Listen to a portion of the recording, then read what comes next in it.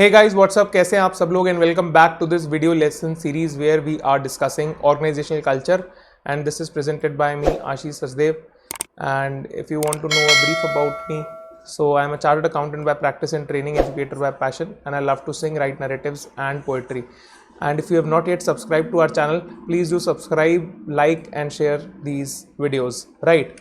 Okay, so in the chapter of organizational culture that we are studying, हमने अभी तक meaning को पढ़ लिया है. How organisational culture is depicted, this already we have covered.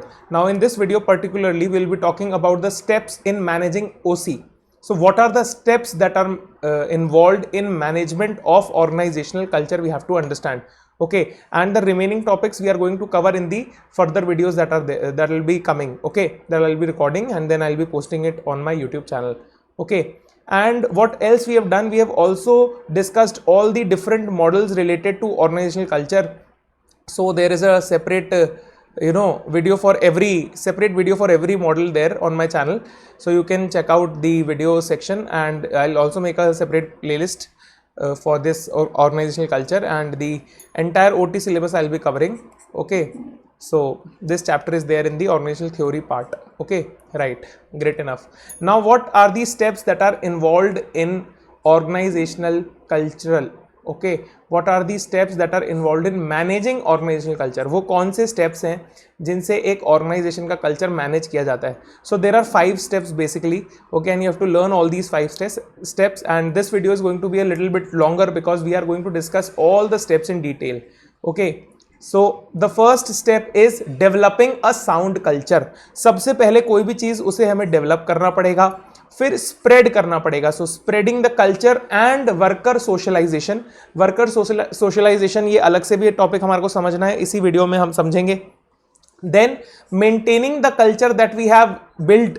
Okay, and then managing that culture, maintaining that culture and then managing that culture. And then if there is a conflict that arises due to that culture, there can be cultural conflicts, okay, that can arise in the organization. So managing those cultural conflicts, okay, and then if there is a change, then we have to change the culture also, because organizations these days, जो भी business है, जो भी organisation है, वो vacuum में operate नहीं करती, वो एक डायनेमिक एनवायरनमेंट में ऑपरेट करती है, और चेंजेस को अडॉप्ट करना ही एक डायनेमिक एनवायरनमेंट की खासियत होती है, राइट. चलिए अब एक एक करके हर स्टेप को समझते हैं in the managing of organizational culture. First जो स्टेप है, डेवलपिंग अ साउंड कल्चर. अब इसको इन्होंने रिसो मॉडल से रिलेट किया है. So if you have understood रिसो मॉडल इन वेरी डिटेल, तो रिसो मॉडल में बेसिकली 5 लेयर्स होती हैं एक ऑर्गेनाइजेशनल कल्चर की. ठीक है, तो उन 5 लेयर्स को ही यहां पे एक्सप्लेन किया हुआ है कि सबसे पहले जो सबसे डीप लेयर होती है वो होती है हमारी फंडामेंटल्स की लेयर. ठीक है, so establishing core corporate identity, या फिर फंडामेंटल्स हम कह लें. Okay, then developing the values. Okay, ये बेस्ड होंगी हमारे फंडामेंटल्स के ऊपर, ये वैल्यूज का सर्किल हो गया. उसके बाद वैल्यूज से हमारे नॉर्म्स बनेंगे. Okay, building of norms like war cry in army, anytime anywhere services, etc. So this will be the norms, the way our business will be carried out. ठीक है, then behavioral pattern means ये उसके बाहर आएंगे. This is how things are depicted in day-to-day working. So the forms of behavior or behavioral patterns will be there. Okay, like positive motivation, corporate social responsibility, in every work it is, it is reflected. So all these things will form the behavioral pattern. So developing a culture, the steps involved are similar to the Risso model. Okay, so if you have not watched that video of Risso model, please go back and watch, and your doubts and everything will be clear. Okay, and then adopting symbols. Okay, so the outermost layer is the symbols, artifacts, rituals, etc. Okay, like green premises should be there, the kind of uniform.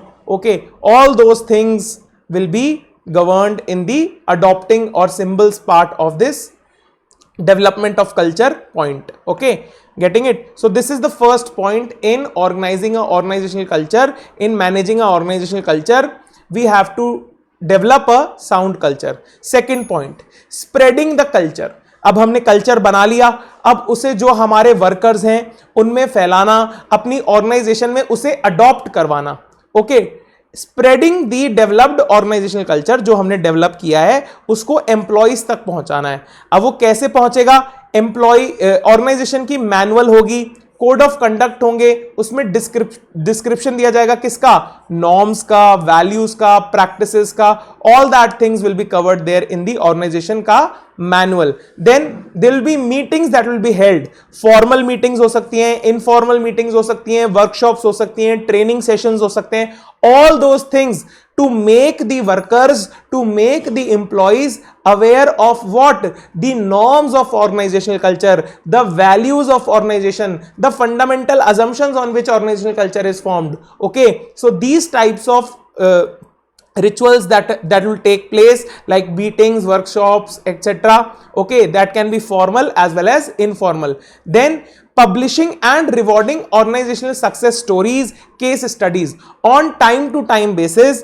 It is the duty of the top level management, it is the duty of the managers to conduct such workshops where they discuss the success stories of employees, of workers, of the organization, and discuss them in the form of case studies. Okay, then following the rituals that are present in the organizational culture, like you can celebrate a festival in the organization. Okay, then use of organizational symbols, logos.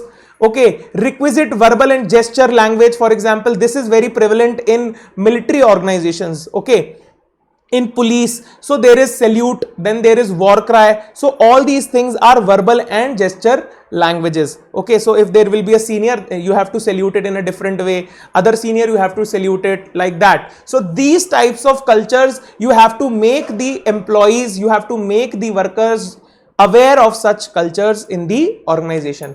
Okay, now sometimes they ask you to write a short note on worker socialization, so it is important. Now worker socialization का मतलब क्या होता है कि हर worker जो आपकी organisation को join करता है उसके खुद के भी कुछ बिलीव्स होंगे, वो खुद भी एक कल्चर से आया होगा, उसकी खुद का भी कोई वैल्यू सिस्टम होगा, उसके खुद के भी कोई सोचने का तरीका होगा किसी बिजनेस के बारे में. लेकिन क्योंकि अब वो आपकी ऑर्गेनाइजेशन में आ रहा है, तो अब आपको उसकी थिंकिंग को थोड़ा अपने हिसाब से मोल्ड करना पड़ेगा, राइट? तो इसीलिए newcomers in the organization में have their own thoughts, beliefs, value systems. Very true, ठीक है.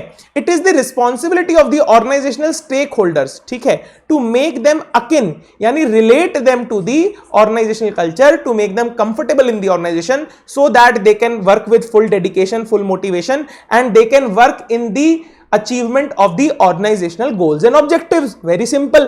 So there are 3 stages that are involved in the process of worker socialization. What are the 3 stages? So the first stage is pre-arrival stage. अभी तो वो आया नहीं है, तो जब आप उनको हायर करते हो, वर्कर्स को जब आप हायर कर रहे हो सर, तो आप इस चीज का ध्यान रखें कि the right person is hired, right person is hired. तो ये जो स्टेप है, ये ड्यूरिंग या बिफोर हायरिंग के समय पे आपको इसका ध्यान देना है. Okay, to ensure that the worker joins with a pre determined set of values. Okay, उसमें ये क्वालिटीज होनी चाहिए. अगर हमारी ऑर्गेनाइजेशन में कोई वर्कर काम करने आ रहा है तो उसमें डिसिप्लिन होना चाहिए, सिंसियरिटी होना चाहिए, XYZ टाइप्स ऑफ वैल्यूज, ये हम देख रहे हैं. These are the perquisites that we are looking for in a worker who joins our organisation. Then what is the main focus if you have to check worker socialization in the pre-arrival stage? The selection process should be such, and it should provide the workers with the overall perspective of the organization कि हमारा organization का work culture कुछ इस तरह का है. So we are looking for, not directly we are telling you, but we look for these kinds of candidates in our organization. Then it is generally for higher positions and goes beyond the work profile of the job, and goes beyond the work profile of the job, right? Okay, goes beyond the work profile of the job, right? तो ये इतना सबसे ज्यादा important जो pre arrival stage के लिए हम देखते हैं वो टॉप पोजीशंस के लिए देखते हैं, राइट। छोटी पोजीशन के लिए ये इतना ज्यादा इंपॉर्टेंट भी नहीं होता, क्योंकि छोटी पोजीशन पे ज्यादातर जो वर्क होता है वो क्लेरिकल होता है, वो लेबरस वर्क होता है, ठीक है, वहां पे डिसीजन मेकिंग कम इन्वॉल्व होती है। तो ये प्री अराइवल स्टेज पे वर्कर सोशलाइजेशन हमने समझ लिया। अब प्री अराइवल स्टेज पूरी हो गई, वर्कर को हमने हायर कर लिया, तो वो अब जॉब के अंदर आ गया। अब जब वो जॉब के अंदर आ गया, then he will encounter the job, then he will what, encounter the job. अब वो वाकई में रियलिटी के नजदीक आ गया।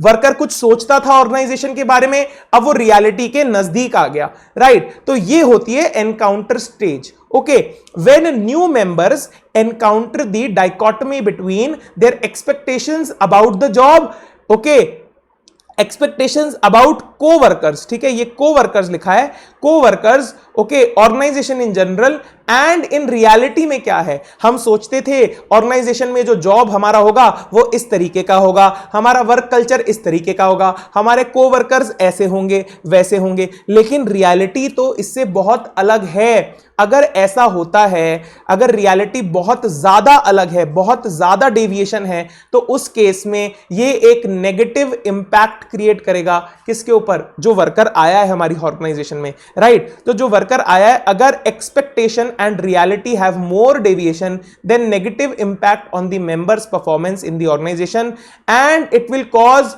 Turnover as well. मतलब हो सकता है, इसके चांसेस भी हो सकते हैं कि वो जो वर्कर है, वो जो एम्प्लॉय है, वो ऑर्गेनाइजेशन को छोड़ करके चला जाए। लेकिन अगर जो उसकी एक्सपेक्टेशन थी और जो रियलिटी है, अगर उसके अंदर ज्यादा डेविएशन नहीं है, राइट, उसके अंदर ज्यादा डेविएशन नहीं है, तो हमारे को क्या होगा, पॉजिटिव इंपैक्ट मिलेगा, वर्किंग एफिशिएंसी बढ़ेगी, पॉजिटिवली वर्क किया जाएगा, तो हमारा जो लेबर टर्नओवर है, एम्प्लॉय टर्नओवर है, वो भी जो है घटेगा, ठीक है। और ऑर्गेनाइजेशनल के गोल्स एंड ऑब्जेक्टिव्स को अचीव करने के लिए जो वर्कर है वो काम करेगा, राइट। तो ये एनकाउंटर स्टेज पे हमने वर्कर सोशलाइजेशन को समझ लिया। उसके बाद थर्ड स्टेज होती है मेटामॉर्फोसिस स्टेज। नाउ मेटामॉर्फोसिस का मतलब होता है ग्रोइंग इनटू अडल्ट। क्या मतलब होता है, ग्रोइंग इनटू अडल्ट।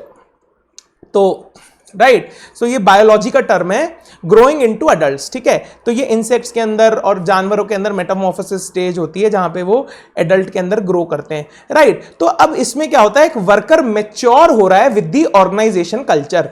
जो भी वर्कर है वो मैच्योर हो रहा है, उस कल्चर को अपने अंदर उसको देख रहा है, अच्छे से समझ रहा है और उसका एक हिस्सा बनते जा रहा है, ठीक है। वो चेंजेस को एक्सेप्ट कर रहा है और जितना अच्छे तरीके से वो इस स्टेज को पार कर लेगा, वो उतना हमारे ऑर्गेनाइजेशन में अच्छे तरीके से इन्वॉल्व हो जाएगा और ऑर्गेनाइजेशन के गोल्स एंड ऑब्जेक्टिव्स को अचीव करने के लिए काम करेगा, राइट।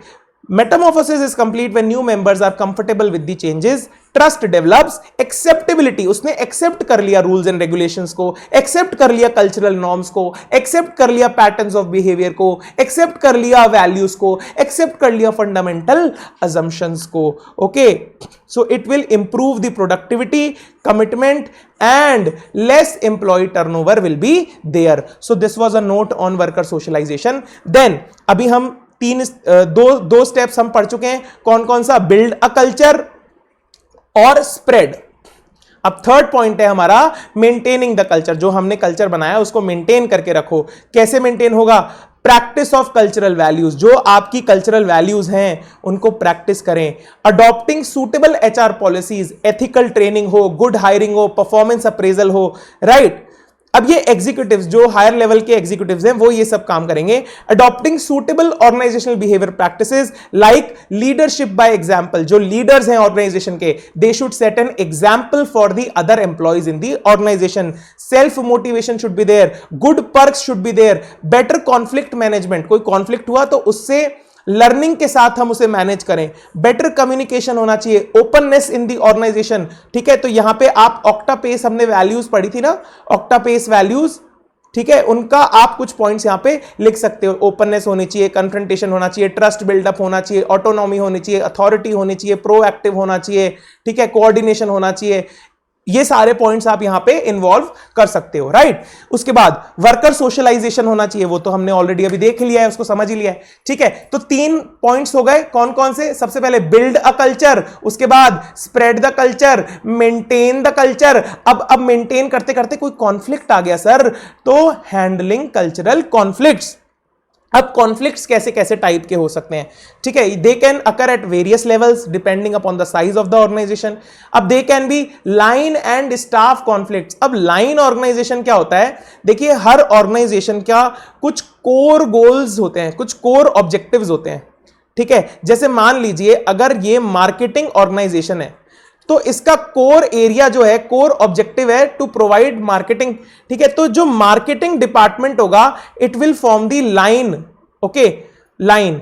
एंड इसके साथ केवल ऑर्गेनाइजेशन में मार्केटिंग डिपार्टमेंट तो होगा ही नहीं, इसके साथ में फाइनेंस भी होगा, राइट, इसके साथ में एचआर डिपार्टमेंट भी होगा, ठीक है। तो these will be the staff, these will be the staff. तो ये लाइन एंड स्टाफ स्ट्रक्चर होता है एक ऑर्गेनाइजेशन के अंदर, ठीक है। अब जो लाइन के लोग होते हैं, जो कोर ऑब्जेक्टिव को अचीव करने के लिए काम करते हैं ऑर्गेनाइजेशन के, they are action oriented, okay.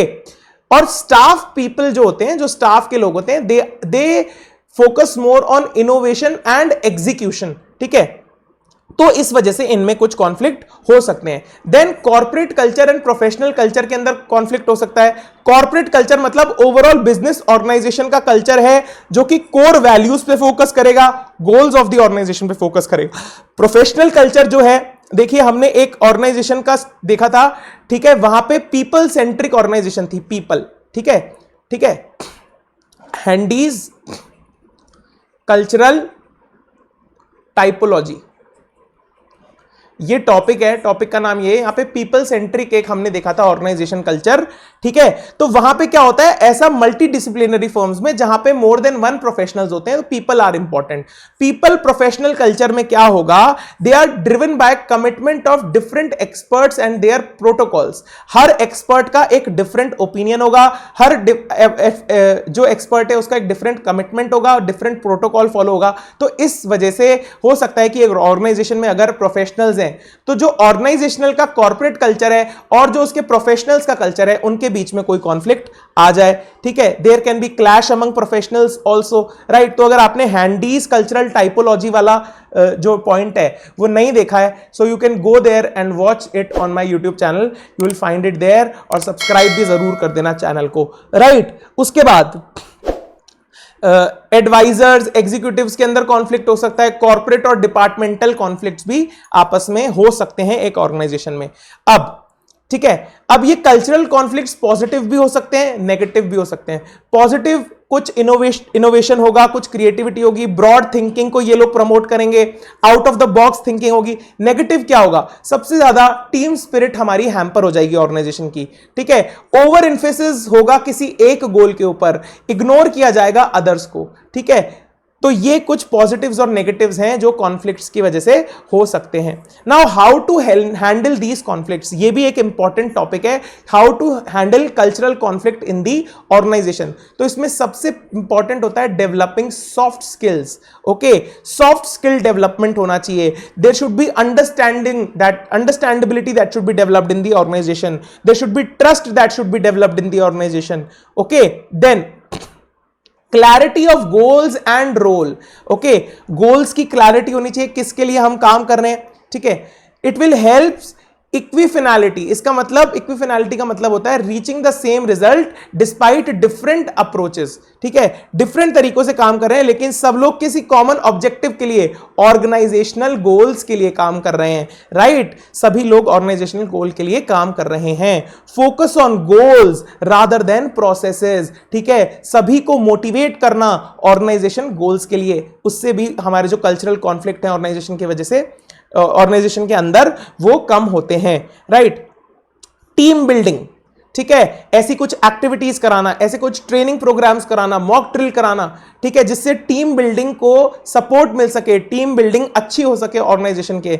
और एम्फेसिस ऑन कॉमन गोल्स, ठीक है, deputation and inter departmental transfers, ठीक है। तो बैंक में आपने देखा होगा कि एवरी जो भी बैंकर होता है, जो भी बैंक का एम्प्लॉय होता है, they are posted to different areas, ठीक है। Sometimes they are asked to sit on the cash counter, sometimes they are asked to sit on the customer front, okay. So different departmental interdepartmental transfer, so that every employee in the organization, he or she understands the responsibilities, authority and powers of various roles that are present in the organization, okay. And cross cultural requirements can be easily understood by the employees, okay. Then creating a boundary less organization, okay, so that there is easy flow of ideas, there is easy flow of information, experiences, practices, solutions in the organization. So these are some of the points that can be understood to handle cultural conflict in an organization. Are you getting it? उसके बाद अब हमने 4 points देख लिए। क्या? पहले build करेंगे, spread करेंगे, मेंटेन करेंगे, और कोई कॉन्फ्लिक्ट होगा उसको हम मैनेज करेंगे, और फिर चेंजिंग कल्चर को अडॉप्ट करना। This is very very important because change is the spice of life. Business operates in a dynamic environment, okay, and it is the duty of the top manager to bring requisite changes to match economic, social, environment, political, technological demand। तो ये जो different demands हमारे environment में create होती हैं, business के environment में create होती हैं, उन सब से निपटने के लिए हमारी ऑर्गेनाइजेशन के कल्चरल वैल्यूज को भी चेंज करना पड़ता है। So redefining the goals for adopting new goals have to be adopted sometimes. Like example is HCL shifted from customer is king approach. Pre 2000 they had customer to is king approach, and then they have shifted it to worker first approach, okay, which has led to the success of the organization. Then adopting new behavioral norms and practices, so this also has to be adopted, like focus more on quality, focus more on market share capture, everything can be there, okay. Better place for work, customer service, customer centric approach, okay. Then introducing new artifacts in the organization like green office premises, health camps, bonus systems। अब तो जैसे कि आपको पता है बीमारी फैल गई है, तो organizational culture will change, and they will change in different ways altogether, okay. So we will be seeing a lot of changes in all the organizations that are out there, and you can also comment some changes that you know that can take place, okay. So please comment in the comment box below. So this was all for this video. So we have discussed the different steps in managing organizational culture, sir and ma'am. 5 steps are there, okay. First is to build, second is to spread, third is to maintain, and then conflict management is there, and the last point is to bring the change and to adopt those changes properly. So thank you so much. This was it for this video. I hope you have enjoyed, and if you have not yet subscribed, please do subscribe and hit that bell icon, because it really motivates me a lot to create more such awesome content for you guys, okay. So this was all. Thank you. Have an awesome day. Enjoy, and you people are so awesome. Bye bye.